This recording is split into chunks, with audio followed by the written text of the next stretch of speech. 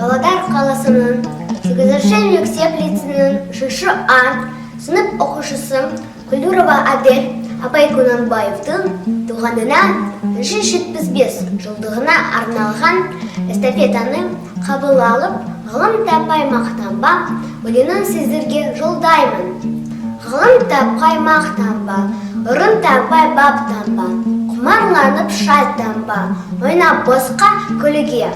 Бес нәрседен қашық бол, бес нәрсеге асық бол, адам болам десеңіз.